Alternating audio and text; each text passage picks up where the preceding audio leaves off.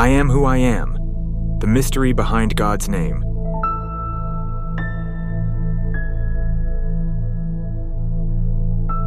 I am who I am, and the nature of ultimate reality.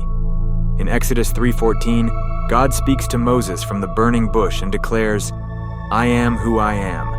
In Hebrew, Ehyeh Asher, Ehyeh. This is not merely a name, it is a profound metaphysical proclamation.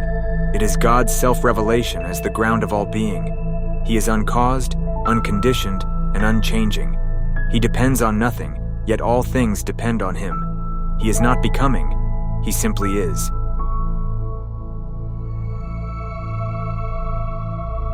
This singular declaration has echoed through the corridors of human thought. Across time and cultures, philosophers have grappled with the question of ultimate reality, that which underlies all that exists, the self-sufficient source from which all being flows.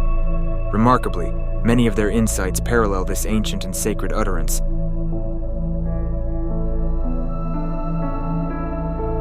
1. Plato, the form of the good. Plato taught that beyond the world of appearances lies the realm of eternal forms, unchanging truths. At the pinnacle is the form of the good, the source not only of moral value, but of all being and intelligibility. It gives light to the mind and existence to reality.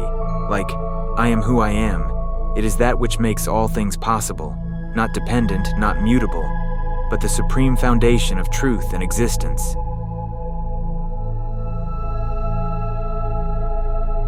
2. Aristotle, the unmoved mover. Aristotle asked, what causes motion without itself being moved? He posited the unmoved mover, a being of pure actuality, unchanging, perfect, and eternal. This being is the necessary first cause, the final explanation for motion, order, and existence. It exists by necessity and from itself, mirroring the self-sufficient independent nature of the God who says, I am.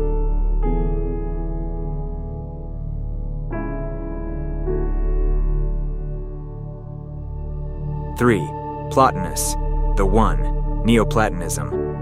Building on Plato, Plotinus envisioned the One as the transcendent source of all reality. Beyond being, beyond thought, beyond language. The One is utterly simple, infinite, and indivisible. All things emanate from it as light from the sun, yet it remains untouched, complete in itself.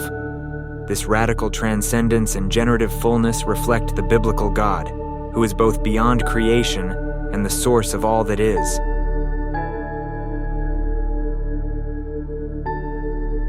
4. Immanuel Kant, the thing in itself, Ding and Sick.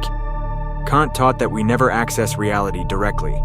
We encounter the world only through the structures of our perception and understanding. But behind appearances lies the thing in itself, the unconditioned, unknowable essence of what truly is. Though not a theological claim, Kant's insight affirms the limits of human knowing and gestures toward a depth of reality beyond comprehension. Just as God's declaration, I am who I am, refuses to be reduced to or defined by categories. 5. Hegel, Absolute Spirit, Geist. Hegel conceived of reality as the unfolding of the Absolute Spirit, a dynamic process in which being and consciousness come to know themselves through history.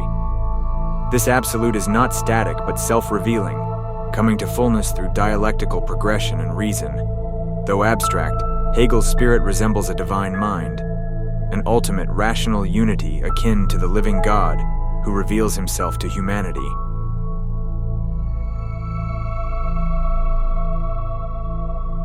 6. Buddhism, Shunyata, emptiness. In Mahayana, Buddhist philosophy, Shunyata, or emptiness, teaches that all things lack inherent existence. Nothing exists independently. All is interdependent, impermanent, and conditioned. This does not imply nihilism, but instead points to a reality beyond fixed concepts. While starkly different in tone, Shunyata too gestures toward the dissolution of limited notions of being, inviting an encounter with the ineffable ground of all phenomena, much like the God who defies definition and simply is. 7. Kabbalah mysticism, Ein Sof in Kabbalah. Ein Sof is described as the infinite God who transcends all boundaries. It is a being of pure infinity and mystery, beyond any attribute or form. Just as Ehyeh Asher Ehyeh refuses to be confined by a name, Ein Sof cannot be contained by any concept. It exists beyond time and space, before even the emanation of the Sephirot. Yet when this infinite being begins to express itself, its first manifestation is Keter, the first of the Sephirot, and the point from which all creation unfolds. Conclusion. Across cultures, traditions, and centuries, humanity has searched for that which is ultimate, the ground of being, the uncaused cause, the infinite foundation of all reality. In Exodus 3:14, God reveals himself as precisely that.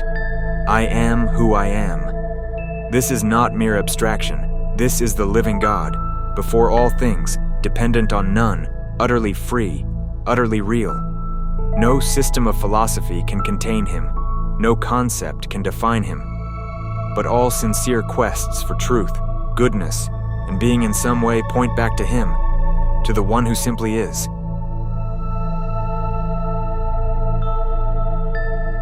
God existed before time began. He depends on no one. He does not change. He simply is. He is the ultimate reality that philosophers have sought, and the eternal home to which we are called to return. Reunion with God. To know him is to begin a journey back to the very ground of our being.